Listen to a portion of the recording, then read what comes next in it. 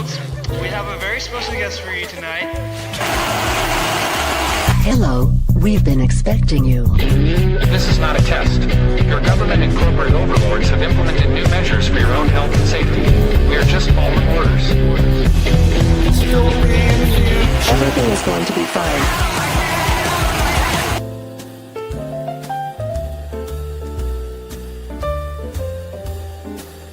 I'd like to introduce...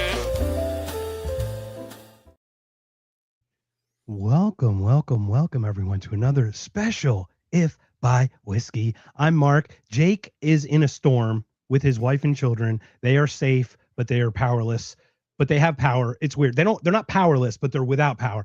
Long story, but they're safe. So it's my pleasure to introduce the great Jason Rink, acclaimed documentarian for our side, which if there's not really a side, but the correct side, the side that's right. Because Ron Paul was right, Jason? Yeah, that's right. Yeah, man. Welcome, man. Tell us about yourself. Welcome so much. Thank you so much for joining, man. I'm so grateful that you're here today. Well, I'm glad I could be on and hold up the other side when your co-host is gone. You know, it's like, all right, fine. We'll just roll. Almost all three of us didn't make it. I swear to God, we almost canceled all three of us. So yeah, no, I'm doing good, man. Yeah, I'm down here in Austin, Texas, and been down here about 15, 16 years now, but I'm a Midwestern boy, grew up in Ohio, and got involved in the Ron Paul campaign back in 2007 in Ohio. That was when I got sucked into all of this whole world of politics. You know, I was just a normie before that. And sorry, man. I'm sorry you got into it.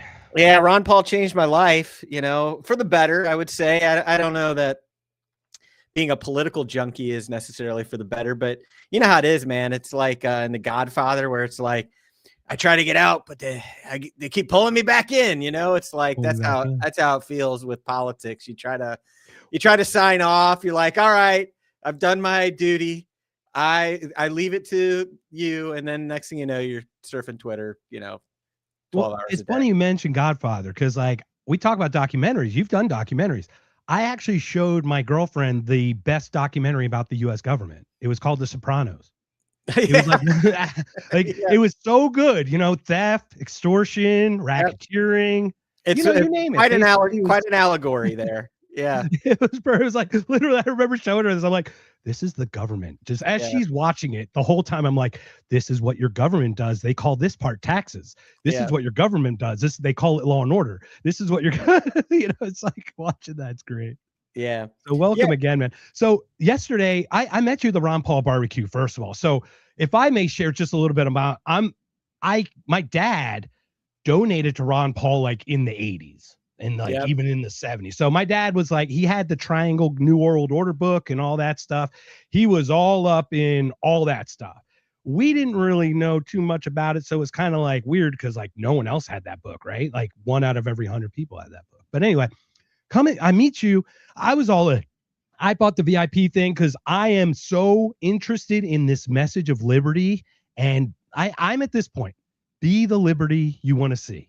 I'm done with the whole politics stuff, but people like yourself have such great messages about how to live a liberty-filled life and how to oppose it and how to find it and where to find patterns and all that. So I'm just grateful to have you on. Last night I had Dan McKnight on in the light of 2 Iowan National Guardsmen and 1 in DC that were shot and killed. You know, RIP, rest in peace. Sorry to everyone for their loss.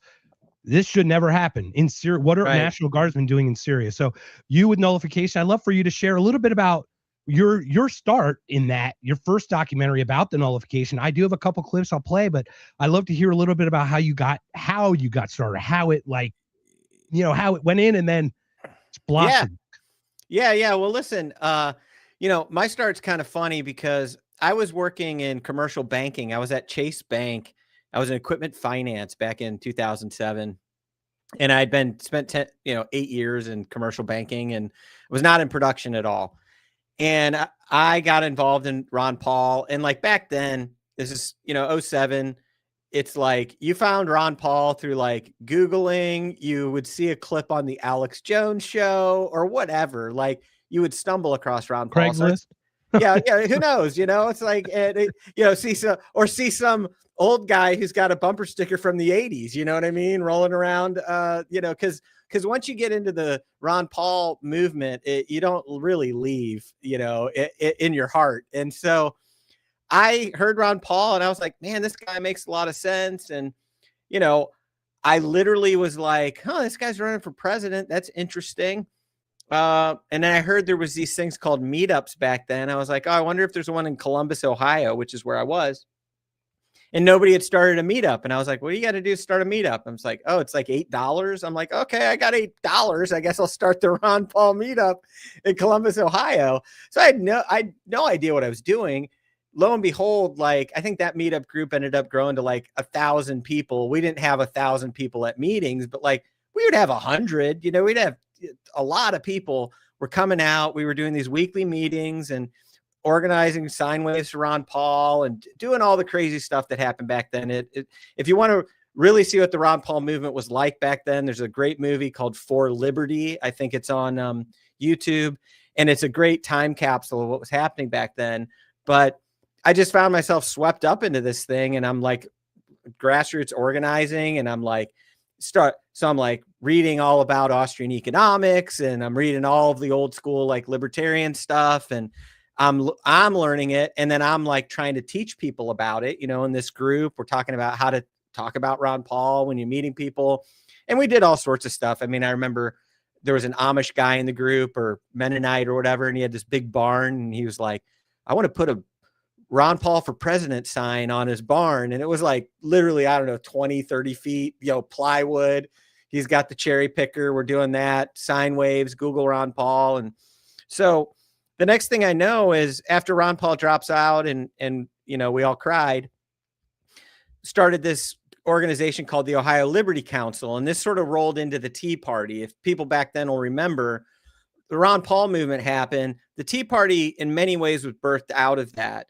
And, but the Tea Party was quickly overtaken by the GOP, It was hijacked by the Koch brothers very quickly. They started funding a lot of the Tea Party stuff. Exactly. And the Ron Paulers got very moved aside. Now, Thomas Massey wouldn't be in Congress if it weren't for that period of time. And Rand Paul, that's all fruit. Justin Amash, when he went there. Speaking of, what's up with Kentucky? What's in that water? What do they got there, man? Yeah, right. Exactly. Decent players, right? Yeah, exactly. So, it's the movement spawned a lot of people. And what's interesting is a lot of those people, we were at the Ron Paul barbecue. There's people I hadn't seen in a decade there, or more. And it's interesting to see what people are up to. There's people who are professionally into politics as a result of it. There's people who are doing all sorts of interesting things that they're still carrying out the message in some way. And so, but yeah, long story short, look, Kane, I mean, from WWE fame, he's the mayor of Knox County, right? Mm-hmm. So right there alone, we've got weird crossovers. And it did. Look, I've never met Dave Smith, for example, and some of the others. I met Scott Horton before. I met him at Freedom Fest, but so many of you amazing. And when I say you amazing, I just mean the liberty minded is the amazingness. It seemed like a class reunion. Totally. At the barbecue. Yeah, it felt really totally that way. Oh my God, I haven't seen you in 5 years, Oh my gosh, it was cool. And dude, we're gonna go all over the map here, but just a quick plug for, it is costly to cough up the VIP at some of these things, but you have no idea, sir. Well, yeah, you do. You but it's in my opinion, when you get older anyway, and maybe you don't have more disposable income. It depends, but at the end of the day, those type of events are some of the best times to go that extra mile, because you get to meet a lot of great people. You get to network. If you're trying to produce or create something in this space, you're doing yourself no favors by just being the regular attendee. And I know some people are like, this sucks. It's $1,000 or whatever. And it's well, I wanted to support the organization, as well. It was for moving the liberty movement forward and supporting Ron Paul. And so it's a great way to get connected with people, reconnect with people, stay connected with people. And so, I go back. And that was with Young American for Liberty, right? YAL? Yeah. Jeff Frazee. So I met Jeff in 2007, 2008 during Ron Paul's first run, so it was, it's just interesting.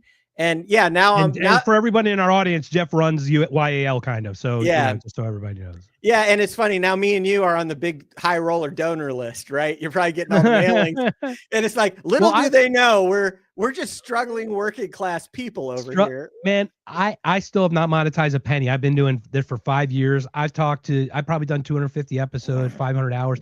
I've talked to people like Michael Jackson's oldest nephew about the allegations for 3 hours. Yeah, it's like I've been lucky, but I just haven't caught that traction, and that takes time. You got to earn it. I totally get it. But this is my story. I was at Freedom Fest, and I knew about Ron Paul's barbecue, and I'm like, it was either going to be VIP or bust. It wasn't going to be, I'm not going to do a half-ass, to your point, right? Like, you're not going to pay $200 to like just be within reach of everyone and watch everybody from the fence. You know what I mean? Like, just go all in. I'm with Spike Cohen and Tasha. We're at the banquet at Freedom Fest, and I'm on the thing. I'm like, dude, just hit send. Just hit send. I can't hit it. I can't send $1,000. So he ended up hitting the button for me. I'm like, dude, did it. Woo. I'm like voluntarism at its best. I gave him funny. He had to move you over the line. Consent to do it. Exactly. Yeah. And so, it's great. There's a great community. And again, when it comes to the like, where am I on the libertarian spectrum? It's like, I'm a Ron Pauler at heart, and we could talk about, we'll get into what's going on in the liberty movement and whatnot, and what that even means. But the big thing for me was I got pushed to a point of decision. This is leading up to nullification, which is where we started this conversation. Is I was speaking at End the Fed rallies. Okay, and then we had a big event. So on the weekends, I'm speaking at End the Fed rallies. During the week, I'm going into Chase Bank. Right. I survived the great collapse of 2008. You're working for the Fed. Oh yeah, totally. 100%. And the funniest thing was when I was learning all this stuff, before I got into banking, I thought all of these people were smart finance people. Dude, it's just salespeople. That's all it is. They're selling financial products. None of them know how the Fed works. None of that crap. And I'm like a college dropout. I don't have an MBA. I was working at Chase with a lot of MBAs. Doesn't matter how I managed to get in there. But I was like, I'm the only person who knows how the Fed works in this whole company, except for the guys at the top. They know, because it's the big grift that they're like, yeah, we know how it works. They're the ones lobbying to get the free money to hand out at higher rates. What are you talking about? Yeah, but your standard bankers and even high level people working with businesses or whatever, they don't know any of this crap. Has no clue how the Fed functions at all. No idea. And so I'm in the belly of the beast, and I'm speaking at the Fed rallies, and then we threw this 10th Amendment rally at the Capitol in Columbus, Ohio. Judge Napolitano was a speaker. I was a speaker there. There's different people there, and I met Judge Napolitano. And very cool. I like to meet him. He seems like a straight up. He just seems like a pretty straight up guy. He's a good hang. Let's put it that way. And I bet. And so he went back to. He was a Fox News contributor back then. Right. And this is actually my first kind of cancellation. This is back in 2009. He goes back, and the next thing I know, I'm getting a call from Greta Van Sustren's producer, and they're like, "Hey, we want to have you on the show." And I'm like, "Really?" Like, yeah, you organize this rally, whatever. I'm like, yeah, okay, I'll go on. So it's my first media hit, and I talked to the producer beforehand, and they're asking me some questions. And a lot of people don't remember this, but early Tea Party days, the establishment was very skeptical of it, because we were sharing a lot with Occupy people back then. It was Ron Paulers, it was Occupy people. Right. It was a very transpartisan and Occupy got broken from the inside out with the identity stuff. They went sex and race and all that stuff. They literally dropped the bomb and blew it up from the inside. This was like a Venn diagram of, it just happens to be that these things overlap in your attention span or something. Yeah, it's financial crisis. In the aftermath of that, Tom Woods wrote his great book Meltdown, all of that. And it's like, so it was a real populist movement is how it started. And then, so I go on Greta Van Susteren thinking it's going to be like a friendly interview, right? But in that pre-interview, the producer asked me about my job. I'm like, oh, well, I work in finance, but I'd like to keep that out of this because I'm just a regular citizen doing this on my own time. And 3 questions in, she's like, "Do you have a job, sir?" You know, insinuating that like I'm an unemployed activist or organizer or something. And I had to like Yeah, try you're to Antifa. You're Yeah. a paid activist, right? Yeah. We're in the shadow of Obama, the community organizer, right? So it's like, who is this guy? Is he a good guy? And I had to like wriggle my way out of that situation. That YouTube clip is still out there if you want to find it. But I'll look for it. I promise. I went back to Chase Bank the next morning, and they put out a company-wide memo. No unauthorized media appearances. I got my laptop seized. I didn't get fired.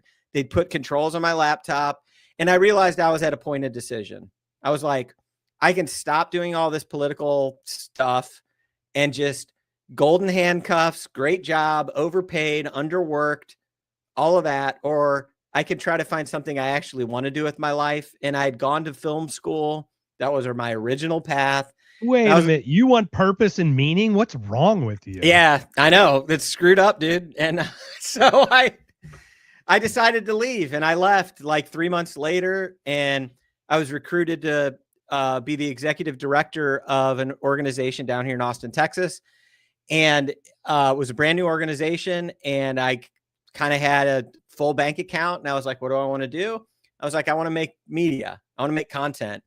And so Nullification was the first documentary I ever made. I sponsored a tour called Nullify Now with the 10th Amendment Center. Michael Bolden is a friend of mine. We go way back.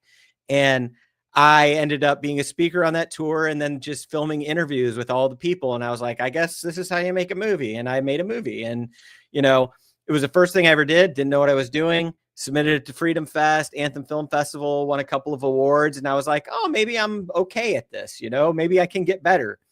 And that's really where it all started. And what year was the Freedom Fest, if you don't mind me asking? Because that had to have been when they were paying 12 Bitcoin for a Dr. Pepper. It was probably, yeah, it was 2011, I think. It was 2011. Oh, wow. I mean, just think about the times back then. 2011 and now with Freedom Fest, Bitcoin, and all the crypto, all the independent stuff, the precious metals, everything. Anyway, go ahead, please continue. I just look at the time frame and how quickly we accelerate, or how this just exponentially changes in such a dramatic way. Yeah, it was you know, early days. I think it might have been 2012, but I'm close. And so. Yeah. So, and I met Tom Woods on the Nullify Now tour because he was a speaker at most of the cities. So me and Tom became friends. I was like, look, I want to make a film about, he wrote a book called Nullification. And, you know, for your audience, maybe they know, but, you know, nullification is the idea that the states could push back against the federal government, you know, unconstitutional laws. And, you know, it's interesting because nullification is one of those things where the left and the right will gravitate towards it depending on who's in office, honestly. You know, well, yeah, my power. It's my king. I don't want kings except my king. Yeah. So there's a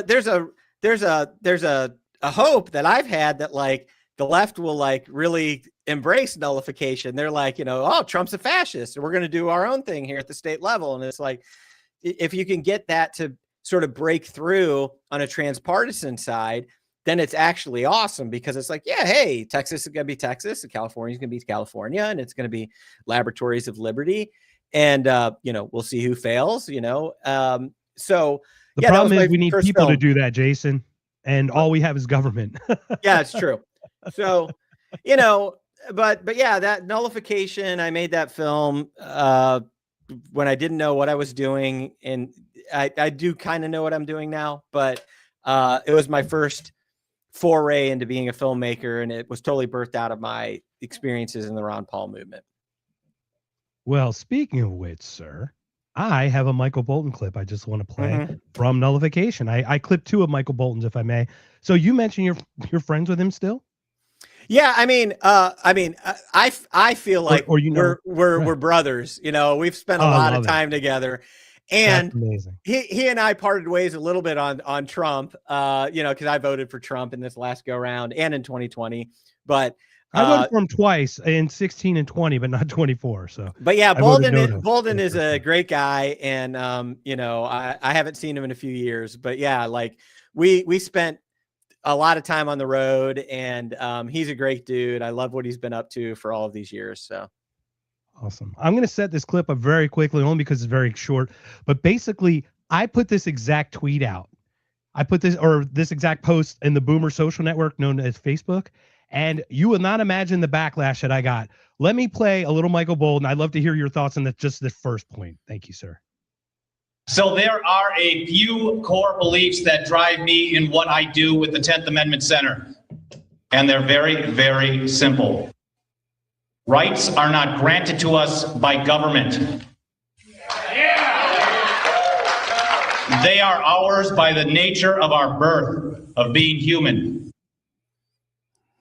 That's controversial. Man, hair on my arm stood up. Well, I take it a step further because I'm actually what's called an anti-theist.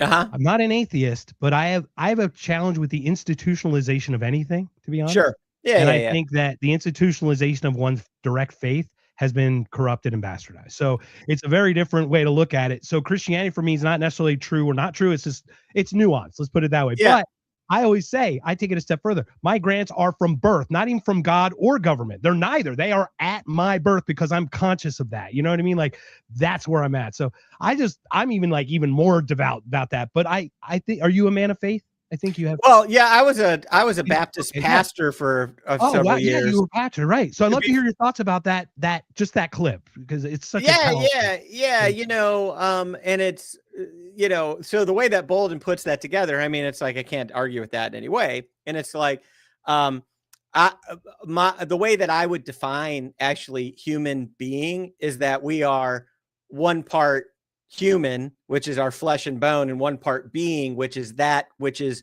beyond the material, like our soul, consciousness, our soul, all of that, right? Yeah. And so, I mean, like, dude, I'm no longer a pastor, and some of that has to do with some of the things that I changed my mind on about the institutionalization of the faith. This is a side tangent, but yeah, absolutely. And look, feel free to talk about that, because once again, these are, we come across things in our lives that have a libertarian, everything has to be viewed from certain perspectives. So this does filter the way we continue our life, the way we create relationships and everything. So yeah, I actually co-founded an organization called Libertarian Christians, which is run by a guy named Norman Horn and Doug Stewart.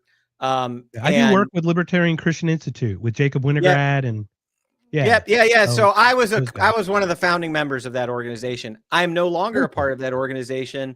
I asked them, I said, hey, I think you guys should remove me from the board. This was when I was going through the throes of my cancellation. What I was going on with, you know, I did a film on Nick Fuentes. I was at January 6th.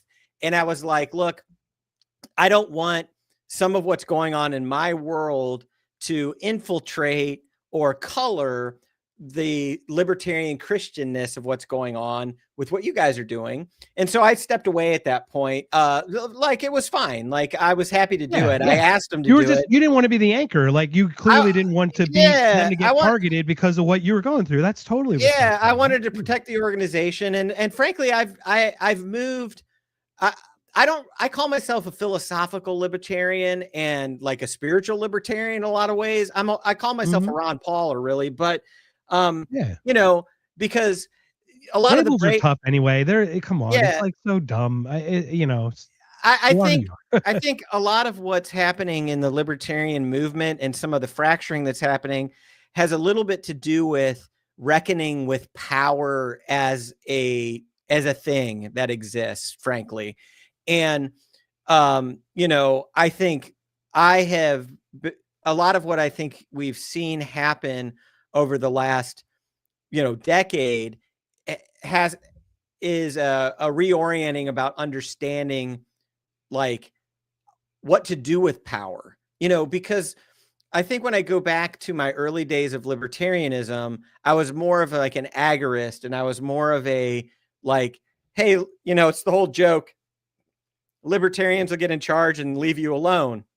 And it's like, yeah, the problem is that power exists, and there are those who will attempt to seize it.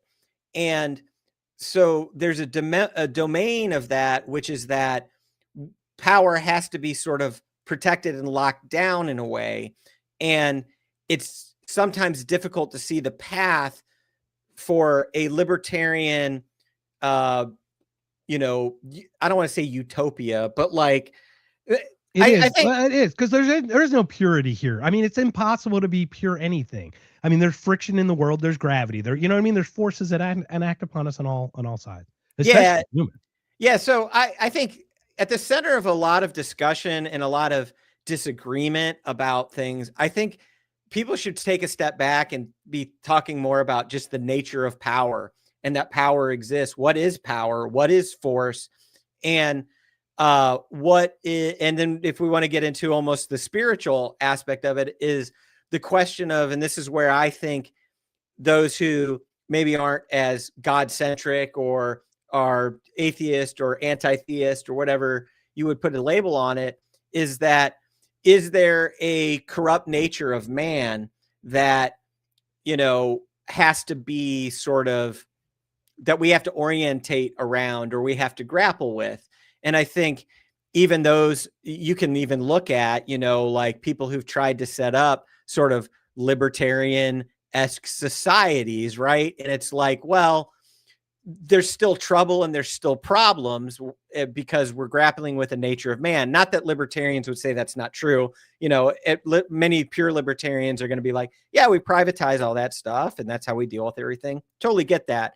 But I think that at the foundation of a lot of what we're talking, I think we're talking downstream a lot of times of what we really need to be talking about, which is sort of like the nature of man, the nature of evil, the nature of power, which I think are more important topics to sort of grapple with sometimes. And I think the Enlightenment is really where that started getting grappled with, is the nature of man having this other side is, you know, the power corrupts, right? I mean, it is the nature of it. It's just like what's that called? It's like a feature, not a bug almost, or you know what I mean? Yeah. It's like weird. Yeah. And, you know, when you start wading into all these, you know, different streams, you know, it's like, hey, do I love Trump's ICE posting like hype videos about like kicking people out of the country? Like, I don't love that.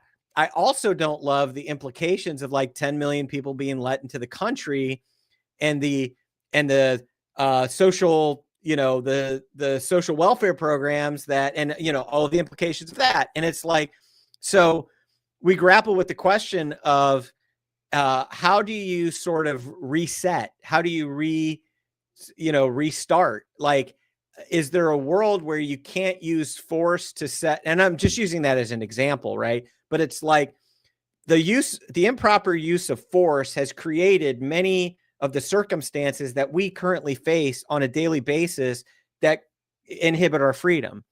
And I mean, look, blowback, just using Ron Paul's own words, blowback by itself is us stepping on other people's necks in their territory created a, you know, return. So there's a question of like the use of force to sort of reset the clock or to reset the table, or are we in a situation where we're like, oh, we have the conditions that we have now, and we have to use libertarian means to try to forge a more free society forward out of a mess that's been generated in a corrupt and forceful way. I'm not saying I have any answers to this. And by the way, I have one answer.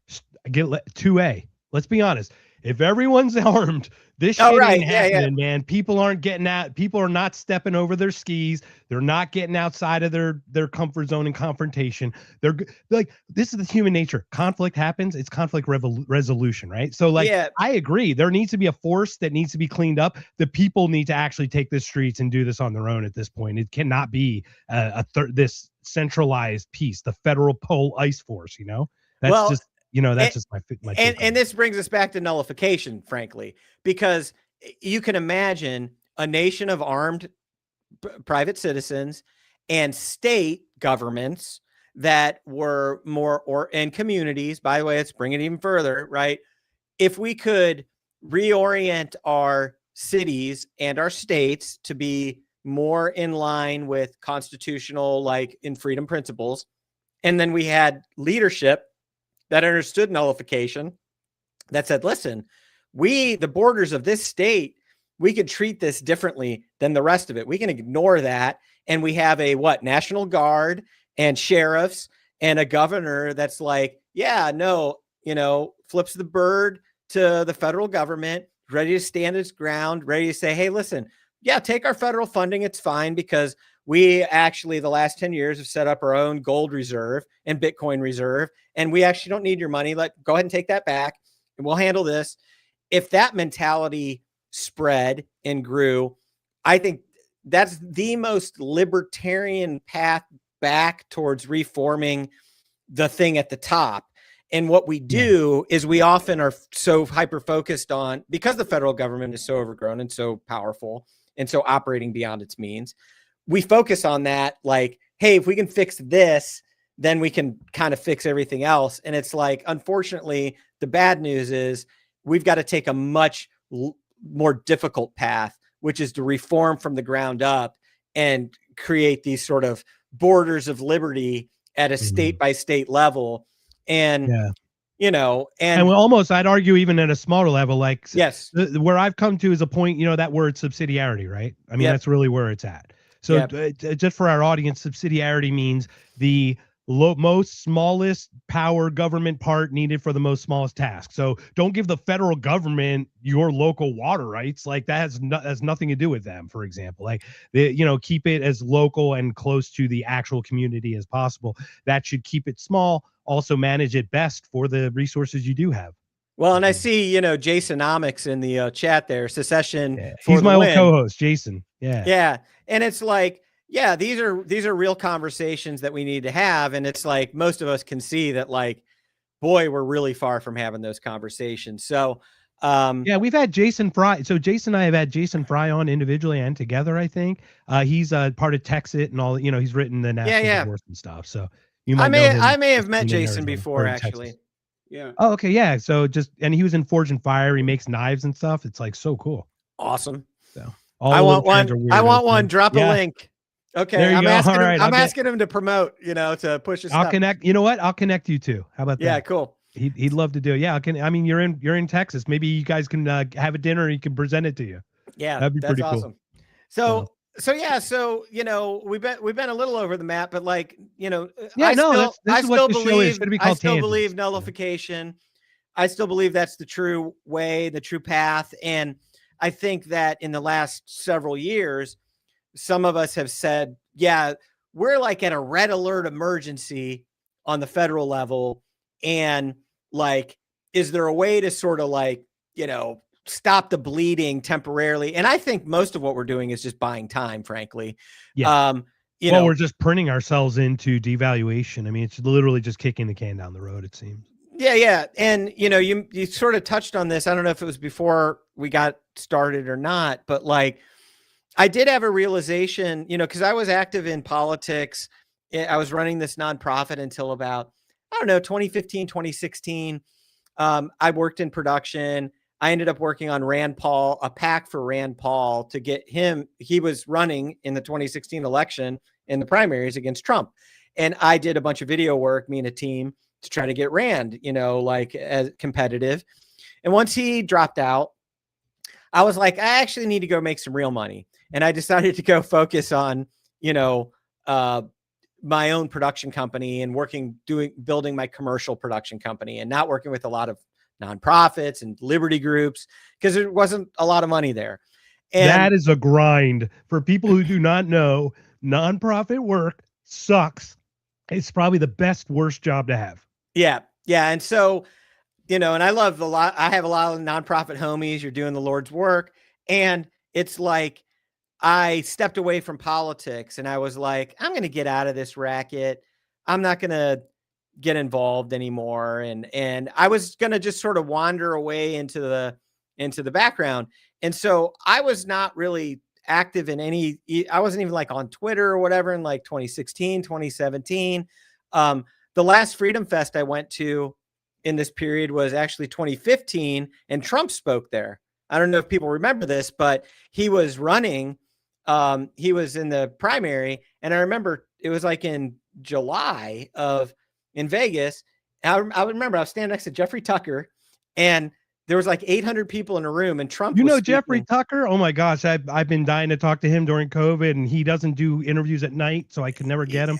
Oh my god, it's amazing. Yeah, go ahead. I barely know Jeffrey. Like we've met a couple of times. Amazing. But no, I remember it's just like bathing in these ideas. Like these brains walk by you and you can feel it. You know what I mean? Like Mark Skousen or Steve, it's amazing. Anyway, I just remember the reason it's so vivid in my mind is because we were at Freedom Fest and there was Trump and he was speaking to a room of like 800 people. And it probably was like the smallest room he spoke to for a long time after that. And I remember I just looked over at Tucker because I was kind of like, wait, what? Like, Trump's here? Like, it just was weird. It was bizarre. Like a surreal moment, right? Yeah, totally. It was just like, interesting. Trump's at Freedom Fest, right? And he was kind of I don't want to say he was a joke, but a lot of people just didn't think he was going to win the nomination back in the summer of 2015. And so I wasn't involved in the MAGA movement then. I voted for Gary Johnson in 2016.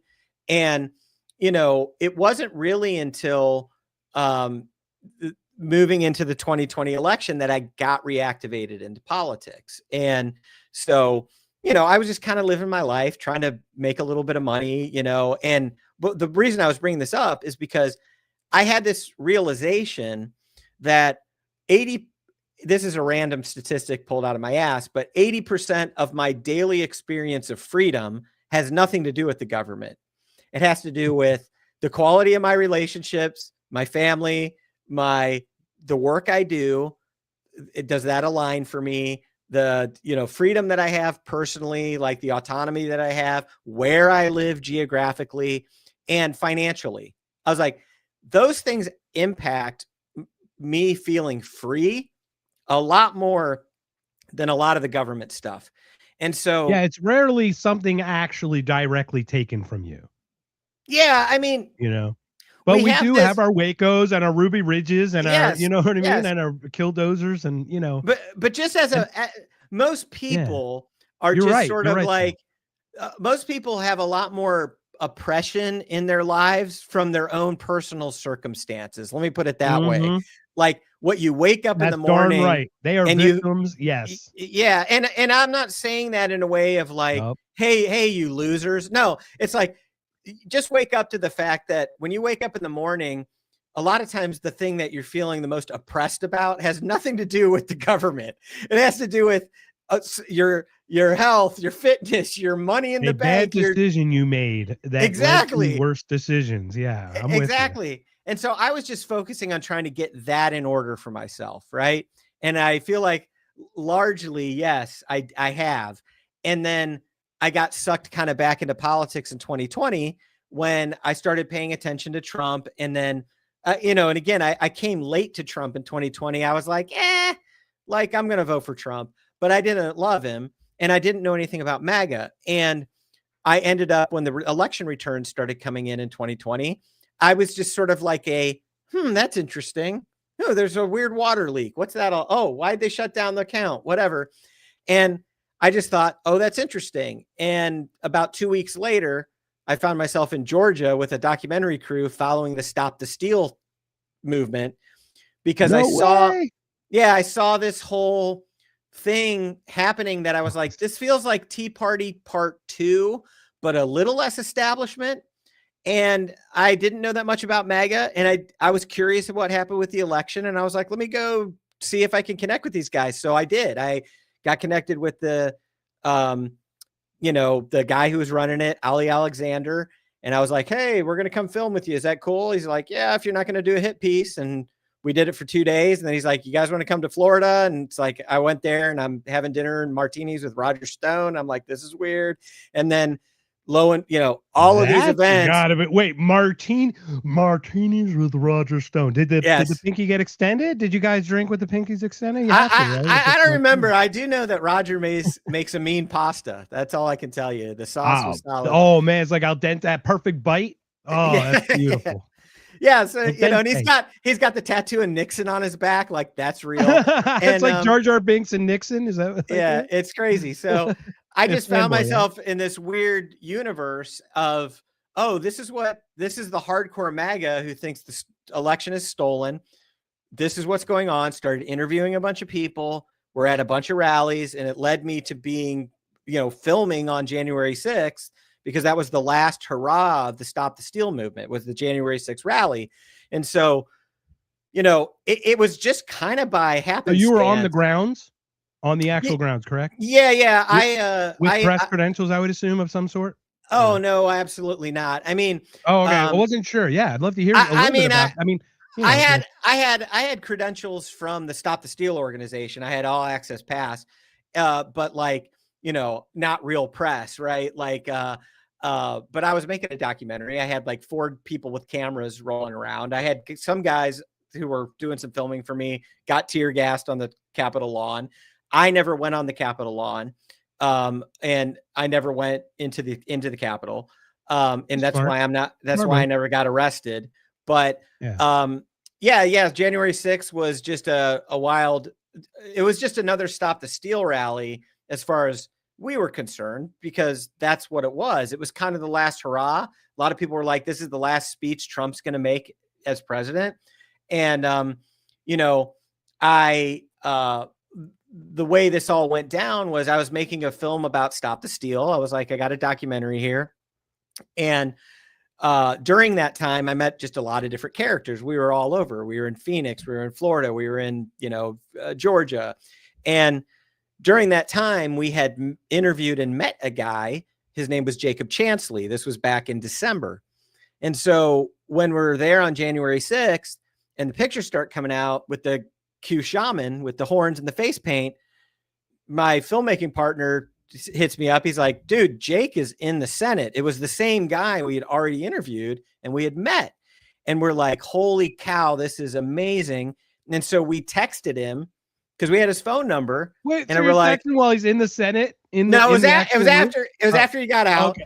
But okay, got it. Yeah, Crazy still. But we're like, hey, do you want to tell us what happened? Let's do an interview. And so we sat down and interviewed him on the morning of January 7th before he left DC, and he told us the whole story, hour and a half. And we're like, this is crazy what happened. And he left and was arrested 48 hours later. And I was like, wow, we have the only interview with the face of January 6th. Now we have a movie, right?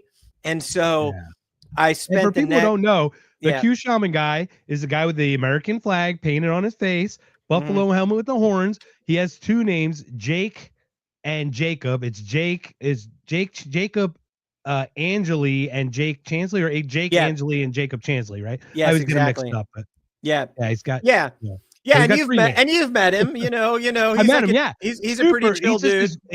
It's like he's on a mushroom trip all day. It feels like. Yeah. There's nothing wrong with it. I'm not that is not a criticism. He just seems It's a nice way to go through life if you could pull it off. Zen zone. Yeah, I wish I could be functional that way all day. So, but he seemed, and look, if you've seen footage, he's thanking everyone. He is on the PA speaker thanking the police for their work and all their effort. Like, the dude was not. He was, to your point, harmless.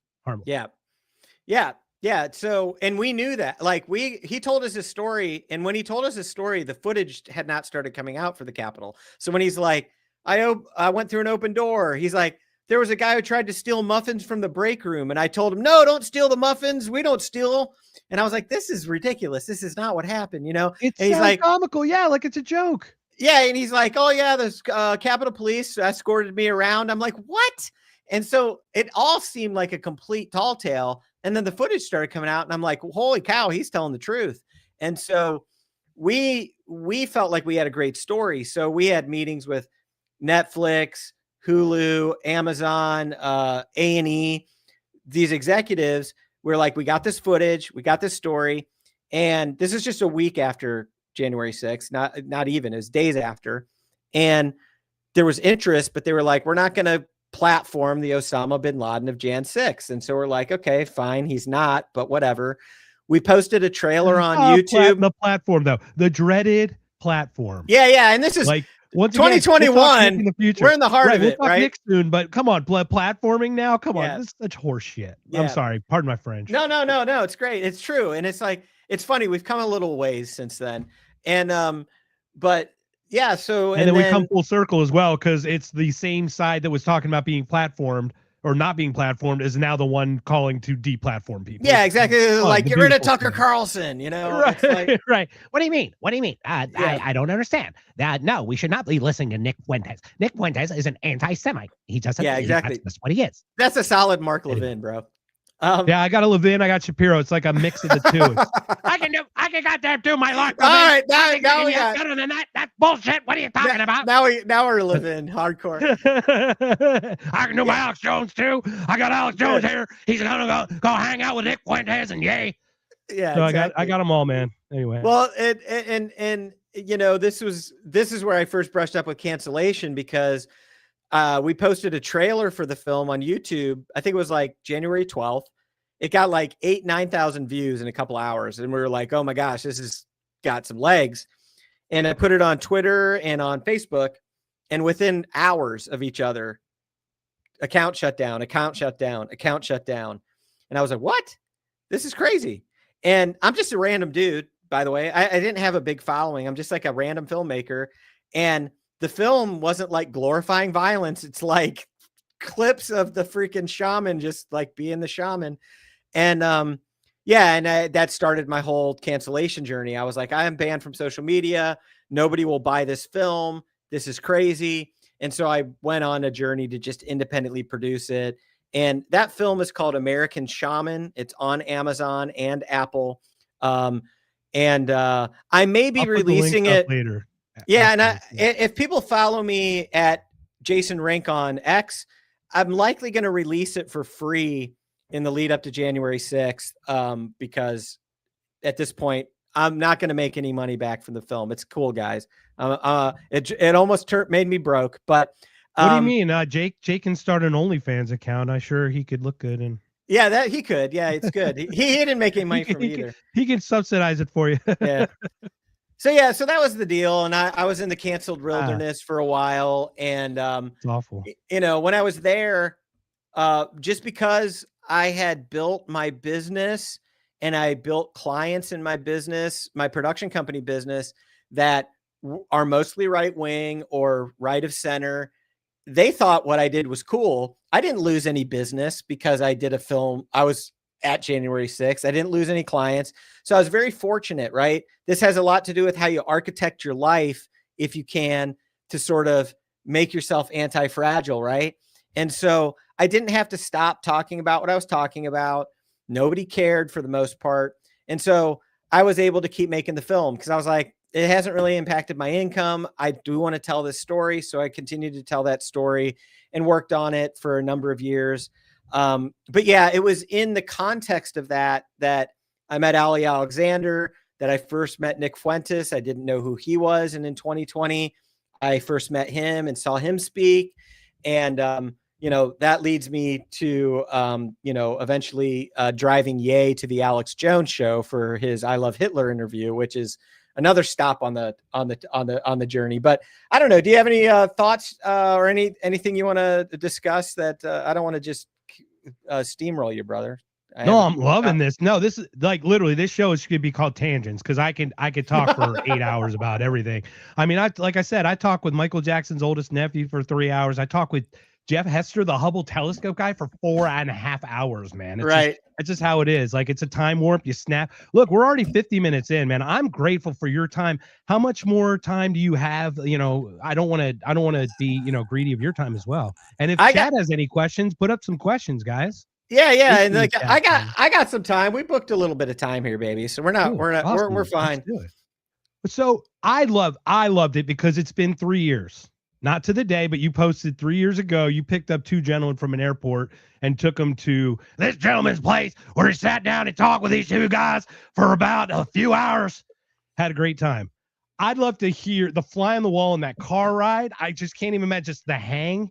Like, yeah. like just tell everybody, because I don't even know who, if So- people know who we're talking about, but I just love for you to share that. Someone, I think Piers brought it up 3 years ago, even because they're talking about him again, because that shitty fucking interview with him and Nick was, I mean, come on, Piers. Yeah. Dude, come on. Try that old journalism bullshit with these new kids. They will eat your lunch, man, all day long. They will. So anyway, sorry, go ahead. Here's the story of how I end up driving Ye to the Alex Jones show with Nick Fuentes and Ali Alexander in my back seat. Okay. So first I want to say, when I was on the Stop the Steal tour and I first saw Nick Fuentes speak, he was just doing rallies. Okay. I didn't know who he was. And we were in front of the governor's mansion in Georgia, and he had done an impromptu rally there. Hundreds of people out in front of the governor's mansion, bullhorn off the dome for like 45 minutes to an hour. And I was like, this is one of the most articulate speakers I've ever seen be able to just like break it down. I was like, this guy's going places. I don't know anything about him. This is 2020. And so had just got introduced to him. And then, as we kept filming and we went through our sort of cancellation journey and whatever, we developed a relationship with Nick because he had $500,000 seized from his account and was put on a no-fly list as a result of January 6th, but he was not charged with a crime. And I was like, that's an interesting story. Number one, that's an interesting story that anybody who cares about civil liberties should care about. And I thought it was particularly interesting because I was like, people hate this guy, but you got to be able to be like, yeah, I don't like Nick, but no, the government shouldn't do that to anyone. Right. I thought that was like a dunk message. And so, right. And here's a great example. I mean, it's not the perfect correlation, but it's like, we bombed the boat, 2 survivors. Did we charge them with the crime for the drugs? No, we sent them back to their sovereign nations. I'm like, then why the fuck did we bomb him in the first place? Right. Exactly. Where I'm at, Yeah. It's kind of like that for me. It's like he's has no crime. He's done no sentence, committed no crime, and yet they punish him literally to every extent of a law that he didn't, commit. Yeah. Yeah. So we made a documentary. We ended up talking to Nick. We're like, hey, we just want to make a documentary kind of about you and like, what's up? And that is on YouTube, by the way. It's called The Most Canceled Man in America. It's got about 400,000 views or whatever now. You can find it there for free. And we did that in like 2022. And so we made that film, and that got me into a lot of trouble as well. But we didn't want to make the film that it was like, here's all the bad things Nick said. We were like, let's do a little bit more of a, like within the context of the entire scope of the person. Wow, what a shock. Give a full spectrum look. Right? We went to his event called AFPAC. We were like, what's going on with this movement? And at that time, I was like, I think people should not be trying to marginalize this guy and cancel him because he does have a passionate following. There are things that he is saying that is resonating with the under 30s. And he's going to be a force to be reckoned with. Nobody wanted to hear that. Everybody wanted to be like, no, let's just get rid of him. Let's not talk to him. And so we'll get back to that. But in that process, we got to know Nick. I already knew Ali Alexander. Ali and Ye have been friends for a long time. And Nick ended up getting introduced to Ye, and Ye basically brought him onto a campaign to potentially run for president. Ye was going to run for president I remember that in the 2024 election. And so what happened was Ali called me up. He said, hey, Jason, can I borrow your truck? I'm going to pick up Ye to go to the Alex Jones show. And I was like, how about I just drive my truck and you guys ride along? And he's like, that's cool. Cause he was going to introduce me to him anyway. And I was like, look, Ali, you're just going to be on your phone the whole time. You don't want to be driving. So I was like, I'll just be your driver. You don't want to be driving, and I get to fucking drive Ye places. What are you talking about, man? Are you fucking kidding me? So I would buy a new car if I needed to get the Uber ride to do that. He hit me up because I had a nicer vehicle. He's like, I don't want to pick up Ye in my jalopy. I was like, that's fair, dude. So we ended up picking up Ye at the private airport in Austin and in the evening. And he comes rolling off with Nick and they hop in the back seat of the car. And it was just funny. Like he got in the car and like the first thing he wanted to do is he wanted to go stop off at the Waffle House right next to the airport. And I was like, we're going to roll into the Waffle House with Ye. Like how long is that going to work before we're inundated with like people coming out there with their cell And phone? Ye wanted it or Nick wanted it? Who Ye wanted the Waffle it. House? Ye was like, I want to go to the Waffle House. We're like, all right. Yeah. And I'm like, okay, Ye, let's go to the Waffle House. And so like we stop at the Waffle House. He rolls in. I think he had his hood on, that mask on, but then when he sat down, he took it off. He's looking at the menu and the waitress is like, oh my God. And in 90 seconds we left where he's like, we're out of here. So Yeah. we So rolled over. I have a funny story about that. I met Coolio, okay, at the Luxor on the second floor of the Luxor. You know where it's all games and like arcades and stuff before the walk across to Mandalay. Yeah. He was in line at McDonald's. He was in line at McDonald's. It was like 2 a.m., 3 a.m. I'm going to Nathan's to get a hot dog, and we see him, and I walk up to him, and I go, do you know who you are? And then he was like with this huge mother effer, right? Big, like obviously security guy. I look up at him, I go, does he know who he is? And I go, what are you doing at the McDonald's? And it's the same thing. It just makes me think, yeah, he's like keeping it real. And I'm like, oh my God. And I took a picture with him and it was great. It was the coolest experience. Bro, So he wanted, anyway, he that just wanted, seems like, he yeah, wanted, man. It's just like, yeah, he wants a Big Mac, bro. And it's like, he hey, wants a Big Mac. He wants a Big Mac. Let the man have a quarter pounder with cheese for God's sake, man. Can he do it in peace? Yeah. So can he have a Happy Meal with the toy? Come on. yeah, it's funny. So, you know, he's like globally recognized. So we go to his hotel and we ended up hanging out that night and he talked all about the campaign he wanted to run. Talked about like, and Nick was going to run it and Ali was going to be a part of it. But that night he also talked about this joke he wanted to do. He was talking about Netanyahu. And so he's like, I want to talk about Netanyahu, but I want to get a net and a yoo-hoo as props on Alex Jones. And we're like, okay, whatever. And I didn't really think he was that serious about it. So we hang out for a little while. Crazy genius creativity, man. That's 100%. And when he's off his meds, that's what he is, right? Like I think that's why he doesn't like to take them. You know, they like get him, him real subdued. Yeah. Do you still talk with him at all? Not to shut off. Okay, yeah. Because I think there's been some stuff that they did to him, obviously. But anyway, go ahead. Yeah, and you know, he had not. The Jones show the next day is the most like over the top Hitler stuff he did, right? Prior to that, it was just over the top. Yeah, completely. Yeah. And so that's just objectively speaking, by the way. That is no judgment or all. That's just subjective. Yeah. And I do have a perspective on why that went down, but like we part ways and the next morning I'm going to pick him up. And so the truth is I do have GoPro footage from the photo that I've shared is from the GoPro. We recorded all of the conversation on the way over to the Jones studio.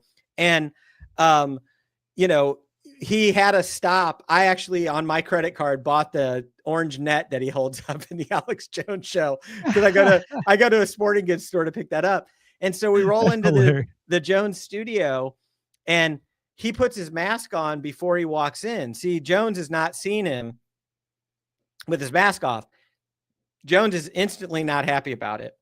And Ye refuses to take it off the entire interview. Yeah, and I saw that even the beginning was already contentious. You could see him being like, "Get that goddamn thing off your face! What are you doing, covering your goddamn face?" I'm just being during the breaks, every break, Jones is like, "All right, now we're gonna take the mask off, right?" So, but yeah, you know, and so he got on there and he did his rant, and you know, I think it's interesting because Ye was like the first man through the wall in a way on the issue of Israel and the influence of Israel on our political system. I really think anybody who is glad that conversation's being happening openly needs to thank Ye, because I think he was pulling off a bit of performance art in the moment. And he was sort of like, look, am I cancelable or am I non-cancelable? And by the way, like, why is this the thing that you're going to get canceled for?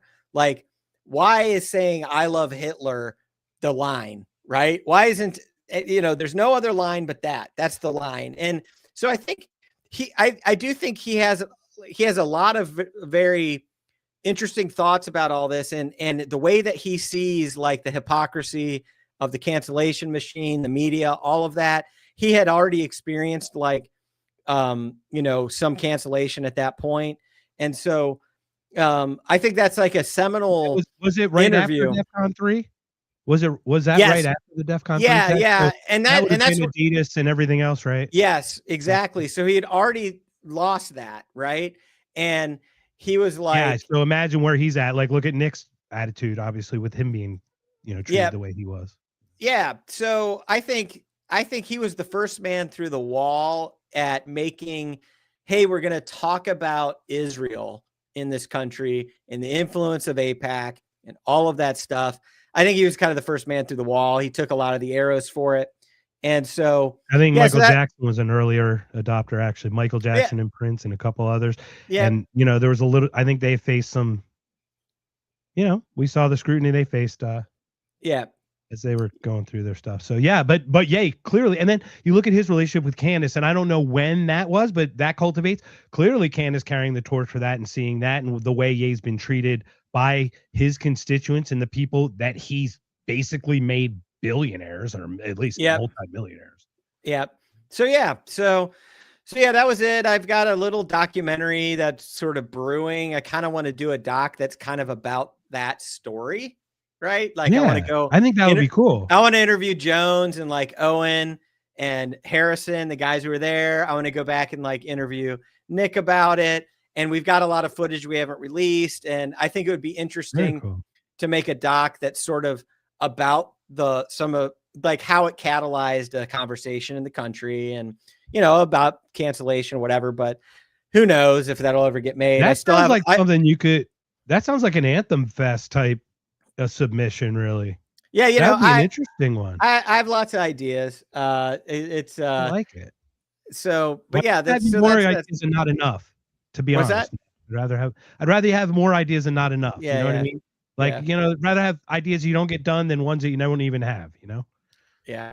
So I think it's interesting, and it's been quite a journey. And, like a lot of people now, I was very pro-Trump, and the Maha Alliance leading up to 2024. Yeah. I didn't want to black pill. I saw what's a lot wrong with that. What is wrong with Maha? Like, literally make America healthy again. I mean, come on. What are you gonna? And I had a lot of hope for like RFK and Tulsi, and I was a Doge supporter, and I think if you look at the campaign, there's a lot of people who are like, yeah, you got fooled again, and it's like, I supported Trump in 2024 with my eyes open. I saw what he did in 2016, how he filled it with a bunch of neocons and a bunch of dopes, and I think Bolton, exactly, Pompeo, yeah, Haley. Yeah. And so I think a lot of us we're sort of like, look, this is going to be the moment to see if like him almost getting assassinated and realizing he was surrounded by a bunch of terrible people in 2016 makes a difference. And I think the answer right now is like, not really. Like, actually it is. It actually solidified that they will kill him if he gets out of line. But yeah, that's true. That's true. It was the wrong lesson. More of a confirmation for him. Yeah. It was the wrong lesson that he took from that. So, I stand with the people who are like, I think his handling the Epstein files was like a colossal unforced error, a total blunder. I'll never regret supporting Trump because he pardoned the J6ers. I was a big proponent of that for many years. And Ross Ulbricht, like the freedom of individuals is important, and especially people who value freedom. And I think most of the J6ers who were thrown in jail, and Ross specifically, like, are all people who understand freedom, value freedom. And I think them being free is a win. And so, where do we go from here? I'm not sure. I really think Trump's, he's done. Like, we're moving into the midterms. Nobody's going to do anything radical. The Republicans, I think, are going to lose the midterms. They're going to lose bad. And he's not going to be able to get anything else done. I wonder if it's so bad that JD Vance is tainted. I'm not gonna. I'm talking strategically. If I were a Republican, if I were RNC, I'd be very strategically concerned that he's getting some stink off of Trump. Well, and I think the way to understand what's happening right now with the Tucker, Nick Fuentes whole situation is this is actually about trying to sideline Vance. See, the loudest voices who want Turning Point to say Tucker is a bad person and Heritage to say Tucker's a bad person is because they want Rubio or Ted Cruz to be the nominee. They don't want Vance. They're never Trumpers. They've always hated Trump. And I'm not even saying that Vance is a legit MAGA guy because he was a never Trumper too. He was a never Trumper, right? Yeah. But like, and see, I'm concerned about the ties with Palantir and Teal and just the overlap with Ellison's and buying all the TikToks and the CBS's with Barry Weiss. Oh, yeah. Like, all this stuff is just absolutely, it's like for you and I, it's like once you it takes a while to deprogram. It hurts. But when you do, you start see it's the matrix. You see the code. You just see like blonde, brunette, redhead. Like you literally see the code behind it. And it's like, oh, every story's the same. It's just how they're going to manufacture it this time, you know? Yeah. Yeah. So the real battle right now that's playing out in real time is how to prevent JD Vance from becoming the president because they aren't comfortable with him. They don't like him. Right. Rubio is clearly the one that they want. He clearly wants Venezuela to fall so Cuba can fall. And by the way, everyone who complains about the Venezuelans in America, thank you, Marco Rubio, for keeping them here when he co-signed a bill with Eric fucking Menendez, everybody. You know, gold bar in his pocket from Egypt, Eric, and the cash with his embroidered shirt, Eric. That guy. That's who he worked in bed with to keep Venezuelans here to try to destabilize that country and then blame the Venezuelans for being here. Yeah. Welcome. He's playing welcome the long to your government, game, everybody. you know? Yeah. No, I know. I'm just saying, like, welcome to your government, everybody. Like, all you have to do is have a little bit more than a goldfish memory, and all this stuff just crumbles because they all contradict themselves. Yeah. Yeah. So that's how to make sense of that is that Vance is Vance is absolutely like a creation of the tech bros and all of that stuff. And he is well spoken. I mean, he speaks. Yeah. He speaks well. I didn't know Tim Walz, I didn't know Vance, but when I thought the debate, I thought Tim Walz would actually do okay, and it obviously clearly was not the case. Yeah, it was like it totally flipped me on I was like, wow, JD's pretty eloquent. He carries a message pretty well. And growing a beard was key for him, by the way. So I bet. All of us without a strong jawline need to have a beard game. He's got that weird chin, right? That soft chin or whatever that. Yeah, exactly. So fall away. So I mean, going into the next election, not that I don't care that much anymore is the truth of the matter, but like at the end of the day, I think I don't either. Yeah, I do think that Vance represents the only clear hope that we have right now. Like Rand Paul, I don't know that he's got the aspirations for it, but I would like to see. And Massey doesn't want it either. I'm pretty certain. Massey. Yeah, and this is one thing that's true when you look at the history of presidential candidates. You're going to be hard pressed to find very many congressmen who didn't become senators or governors first who won the presidency. It's very rare. It's or true join with Ron Paul. Like the cabinet in some way, like Secretary of State. Yeah, exactly. And I think most of the people are surrounding Trump right now, like the Rubios of the world, they're only in the cabinet because it helps them to achieve what they want to do is become president. And everybody knows how quickly Rubio will become like the worst guy as the president. It'll happen. He's already the worst as a nobody. What are you talking about? Yeah. Like he's said some things since he's initially when he was with Trump, that's like, oh, maybe he's like a little bit better than we thought he was. It's like, no, he weaseled in ways. You could smell it. You're like, no, he's not. Yeah. So the bottom line, bro, is what do we got to do? We got to support our local podcasters. We got to support our local communities of liberty-minded people. We got to form our own networks. We got to try to get ourselves as autonomous as we can and as free as we can in our own personal lives. Try to find work that you do, that you're passionate about, that you're good at, that can help you make some money. You got to try to make some money so that you can exit the debt slavery system that's happening all around us. I was just going to say, debt is slavery, everybody. Yep. Money is not the key to happiness.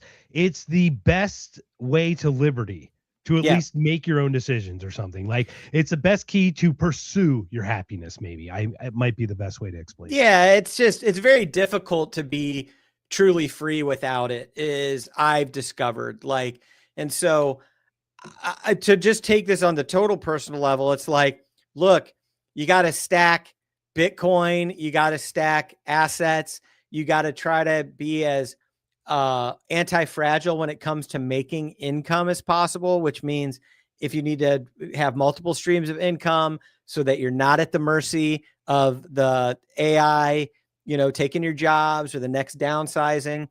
That's what people really need to spend their time on if they're not there. Like, yes, should you go speak at your city council meeting, or should you vote, or should you whatever? I don't know, man. All I know is that you've got a lot more options if you're able to pull up your stakes and relocate and know that you're like, I can work from anywhere. If something gets bad somewhere, you can find another location that maybe is a little bit more friendly. We've got to figure out how to buy as much time as we can to become free personally for the people that we love. And then it's like, put your own mask on first, right? I think that's just true. Sometimes I always say too much on everything else. Yes. No, I always say that. Be the liberty you want to see in the world. It's the only way to do it is to live it.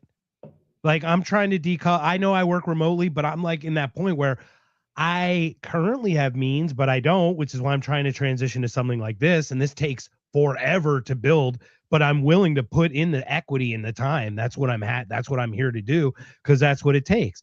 But yeah, you have to live the liberty you can't just talk about it. You have to actually just do it.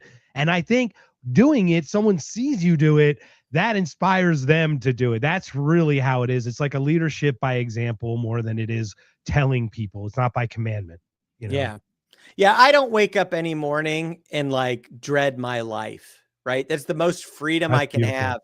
And it's like, and is there more? Yeah, dude, I'd like to see a lot of things get better for a lot of other people. So I'm not just like some selfish bro. But what I can tell you is, it's not like you can do that though. You can't save the world. You can just lift your portion of it. You can only do your part. What if we all did that? Then there's a lot less other people that need to get saved, right? And so it's like, we can do what we can to try to live a liberty-minded life, try to live a life of integrity that, we represent ourselves, consistently in the world, and we try to live by the code that we have. And then, do what we can with the platform that we have to try to influence other people. And it's like, we're not all going to have a huge platform. It's okay. Like, there's people we run into all the time. I think we're moving into the time frame of the multitude of small platforms. I think that a lot of stuff that's happening in media and tech right now is going to move people to hyper curated content, like content that speaks directly to me, because we're going to be able to find that, and we're going to be able to produce that. And there's going to be more people producing that. And so we're going to be able to produce our own curated playlists of songs that we make. Like I make music with Suno AI, and it's like, I got playlists of stuff nobody else has ever heard. And it's like, I'm making content for myself. And it's like, I'll find other people who like that stuff, and we'll come together, and maybe I'll get an audience, maybe I won't. But I think there's a 60 minutes on Muzak back in the day. And there were two positions open for, like, they were there to pick songs to create moods in restaurants. Yes. And obviously AI totally takes that over now. But Yeah. imagine back then, like those two jobs were so coveted because I was one of those audiophiles, man. I just love listening to music. So you go to like a Mimi's Cafe and you got to get like a French Quarter theme. It's like, oh yeah, I can get the French horns and ba you know, little clarinet in there, you know, like, and you listen to all this cool music and you curate for them. And now snap of a finger and you've got it all basically created for you. It's amazing. Yeah. So please continue. It's just a funny No. contrast to how that job is like one of those ones where AI is just literally removed and it. look, AI is not going away. And, you know, I think anybody who's trying to, I think people need to lean into technology. I think people need to lean into where the wave is going when it comes to creating wealth for yourself, right? And I don't think you have to sell your soul. I don't think you have to be like, you know, I'm going to become just a cog in the matrix. And yeah, okay, I'm going to make sure I have my thumbprint and face and profiling on everything or whatever. But privacy is an illusion, guys. Like, we have surrendered most of it voluntarily to participate in the, you know, the town square of social media. And so, you know, like, it's trade-offs. We're volunteering our stuff for AI to curate off. I mean, literally, we're offering it with our speech. Like, it's so funny how, like, we talk about X being like less censorship. It's like, well, yeah, but you could also look at it as more data mining. I mean, Yeah. like, Look, one of the reasons that Elon Musk bought it, yes, he does support free speech, I believe, you know, more than any other. And right. But he's also feeding all of that into his Grok framework. Like, it's data rich to be able to train what he's doing. So, but the point is like, at the end of the day, it's like, oh no, now we're in the digital prison. And it's like, okay, look, this is where we're at. This is the rules of the road. Like, I could choose. I think income tax is unconstitutional. I pay it voluntarily because I can have more impact on what I want to do in the world when I'm not in prison. Right. The same thing is with technology. Look, I get it. Google this and Facebook that and whatever. And it's like, look, but do I want to have a voice in the town square? Like, yes, I do. I want to have a space where I can speak and where I can influence minds in the small way that I do. And it's like, that's the trade-off, right? So there's a lot of trade-offs. We're in a crazy world. I'm a Gen Xer, you know, like, I've seen the whole I didn't have an email in college. What year born? I was born in 74. So me too. What month? November. No, okay, I was September. So I'm a Scorpio, baby. But all right, I'm a Libra, I think. Yeah. Something like that. So at the end of the day, I think, man, we need to discover more paths of freedom personally, exercise more freedom personally, orchestrate our own experience of the world in as free a way as possible. And that could take a long time, and get our own houses in order. And then from that space, we have a lot more power to go out and create the impact that we want to do. So I don't know. That's I don't the know thing about it. Responsibility, accountability, right? Clean your room. Yep. I mean, look, this is what we're finding. We're finding that certain subjects break everyone. Given enough time, something's going to break you and you're going to lose all your credibility, right? So that's Peterson now with his current stance on certain things. Yeah. But his earlier stuff, clean your room, some of the things, the chaos order, brilliant. Maps of meaning. Why can we not take the ideas? Why do we have to couple them to the people? Like, it's like I've never believed things, because like any attack on a belief is like attack on the person that holds it, you know? So it's like, why can't we just have exchange of ideas? I love that concept, exchange of ideas. That's such a, you know, not a and all truth is, you know, concept. Truth. That's capital or lowercase, however you want it. But whatever it is. All truth is universal truth. We already own it, right? So we're in a world where people illuminate it for us, right? But it's not their truth, right? Anything true that Jordan Peterson pointed us to, that truth sits beyond him. It comes from the same place that having rights as a human being comes from, right? It comes from something beyond our, you know, meat suits. And everybody knows this. Like, everybody knows there's this intangible thing happening. It's non-material. It's the reason why ideas resonate with people that you've never met, and you can talk about Why you have things. physical, emotional reactions when you hear something. I mean, exactly. it is all that's connected. Yeah. And we don't have to figure it's not important right now that we figure out where that came from or what it is. It's just you acknowledge that it's there. And then it frees you up to participate in and take truth that's universal and apply it to your life. And you're like, yeah, this is true. Like, I recognize this is true. On that note, this is just, I'll say this and then we'll see if there's anything more to be said. But like, Yeah. one of the things I talk about is the idea of being integral with your word. Integrity is about being your word as much as you can. So if I told you that I was going to be on your podcast this week, for me to be my word is that I actually show up at 5 minutes before when I said I would. And if not, I need to handle that in such a way that creates as little cost to you or to anything as possible. That's how I'm integral, right? Stuff happens. Yeah. Something might have happened and I couldn't be on here, but I would have handled it in the most integral way possible to honor my word, because I am my word in many ways. That's all we are. And as a receiver of that, knowing who you are, it's my job to offer the grace that shit happens and then we reschedule. Yeah. Right? But how much more power is there in our relationship if you know that you can count on me for my word? And how much better is it for us then to enter into an agreement, right? To contract together in a very libertarian way when I have a history of being my word. You have a history of being your word.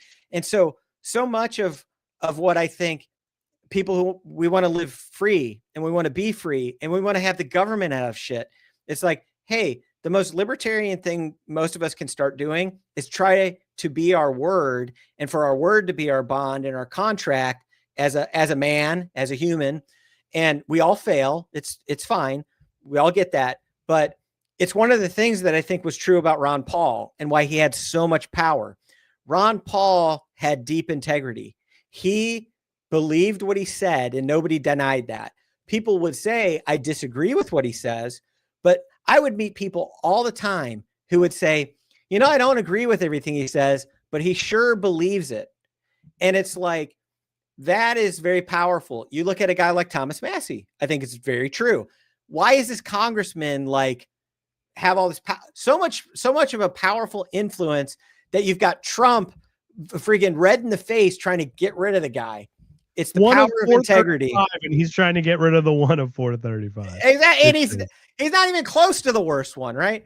And it highlights the lack of integrity of the other party, by the way, of Trump. And so integrity is one of a new number of things that just as human beings, we can find power and we can find freedom in moving through the world in that way. And so, listen, I like to think about and talk about that stuff a lot of times more. It's like I said, it's all upstream. I hear a lot of people who are like, we just want the government out of our lives. It's like, hey, what if we conducted ourselves as people that don't actually need the government to rectify our problems? You know what I mean? Right. But how many libertarians have you met that you're like, hey, nice guy, I wouldn't do business with him? You know what I mean? It's like, and you could say that for Democrats and Republicans too. Yeah, but that's because we're all autists, though. It's because we don't make eye contact and don't shake hands properly. Yeah. But it's like, we're the ones, if anything, the most powerful thing we could do for our message is for us to be the people of the word, right? It's like, hey, bro, that libertarianism thing and that freedom thing, like, it actually can work, because I've experienced how these guys interact with each other. And it's like, wow, they're just like, that dude says he's going to do that thing and he does that thing and they don't even sign contracts half the time because they've got so much so much workability in the relationship. And it's like, I wouldn't even need to take you to court, because it's like, bro, we can work this out. Yeah, we got a third party. It's this homie. He's his word. He's going to be able to arbitrate between us with no bias. Because why? Because he's a homeboy and he's his word, right? And it's like, that's that. So the older I get, the more I go internal, and I'm like, most of the work to be done is right here and right here. Oh, yeah. it's man. all to be done there. And then once again, you can maybe share how you got to your way of showing someone else, right? And then they can either adopt it or not. And like it is interesting though, because I find that reputation part a lot more Eastern, like Middle East is my word is my, you know what I mean? Like if their word was ruined, their reputation was ruined. I'm curious, and that's so powerful though too, because that is what this is I remember I've only been to 2 Freedom Fest. My first one, it wasn't that I was gate kept, but it's like, who's this new guy? Like, that's literally what it is. And who wouldn't? You got all these guys have been there 15, 20 years in a row. And this guy who's like 50 shows up and they're like, who the fuck is this guy? He's you know a little out of suspect. nowhere? Right. What are you, a fed? You know what I mean? Like seriously. So like the second time going, I was like, Hey, I was that's a healthy instinct. That's a You know we what I should mean? I get we it. should we Totally. should think most people are feds the first time we Oh meet yeah, them, but I absolutely. We shouldn't even digress. ask. You know, it should be the first question, right? So I remember that, and then, but the second one is like, oh my god, this dude came back. He's kind of for real. Yeah. You know what I mean? And then I went to the Ron Paul barbecue, a lot of crossover. Tom Woods at the first Freedom Fest, he missed the last one, but then he, you know, Dave Smith finally, and then Scott Horton and Liam McCullum and all these other cool, like Daniel McAdams. I mean, come on, the list goes on and on. I didn't get to meet Dr. Paul. That's, you know, whatever. I got to see him. He was great. Saw him in a distant Tulsi was there. Everybody. It was amazing. Such a great experience. But you just see it grow and they're like, oh, this dude's he came back. And they recognize that part much more. And that's really what it is because you can't have a community if the guy's never part of it. you know? Yeah. So it's like you know, I definitely, man, I encourage you to keep doing what you're doing. It's a grind, I know. I love it. Yeah, it's worth it. My curiosity is boundless, man. Yeah. Yeah. And it's like, I think a lot of times it's like the other thing in the age of AI, I think authenticity is going to make a big comeback. I think I'm going to call it artisanal podcasting is what I'm going to call it. Artisanal podcasting. I like it. Yeah. It's good. It sounds more valuable too. And it does. Well, it is. It's handcrafted. It's real. It's not AI generated. So I know, just like the whiskey, right? So it's like, yeah, exactly. Yeah. And I think people are going to, in a world of AI slop, I think real experiences and authenticity with other human beings is going to move towards a premium. People are going to crave it. And truth of the matter is that's where we thrive the most, is like when you get together with real people in the flesh. Like this is true for me with like a guy like Nick Fuentes. It's like, I've met Nick, I've hung out with him, I've had dinner with him before or whatever. Like he's a friend of mine. And like anytime you meet another human being, even if they're so different than you, even if they disagree with you online, it's easy to freaking, you know, trash a person, right? But when you're flesh to flesh, human being to human being, it's a totally different story. And so I think that's where we as people who love liberty, we should recognize that's where we thrive. That's where we build bridges, is human to human many times. And this is a human to human type experience, but it's like realness, authenticity. I think that's going to start to become valuable. I think we're going to see a pendulum swing as the world becomes eaten by AI and curated fake experiences. So that's my white pill or whatever, you know. It's like, I love it. It's not over for the human beings yet. So anyway, no. Well, authenticity is really, yeah. And I'm so grateful for your time. We're going to cut it here. We're an hour and a half, man. You've been so gracious, and perhaps this will open the door for other conversations and maybe, you know, talks with other people as well. So I'm just grateful for your time. Yeah. Well, listen, I'll hit you up when I roll through Phoenix. I tend to go through there a couple of times a year. Absolutely, man. Good to hook up with you again. And good places. I'm a man of my word. So if I do, I will. So absolutely, man. And I actually reached out to you when I was in Austin because I went to see Stephen Kellogg and David Ryan Harris. I don't know if you know those guys. Did you go to a comedy show or a music show? Concert. I went to I went to both, but I went to Ian Edwards at the Comedy Mothership on Saturday. Yes, and then a concert. Okay. Yeah. I recall you saying that. Yeah. Yeah. What happened was, good. I was just gonna say, please feel free to hit me up anytime. I'm pretty hard to pin down sometimes on like, actually hooking up with people when they come into town, just because I've got a lot going on. But please hit me Yeah, up if you ever come in again, because I always I like to appreciate it. try to get together with people if they do roll into town. It's a good town. We like it will, here. and I love that. I mean, we went to Commodore and went to some of the amazing eateries. Oh my God, it was ridiculous. So I'm a foodie, so it'd be great to. It's a good connect and town for just that, hang. bro.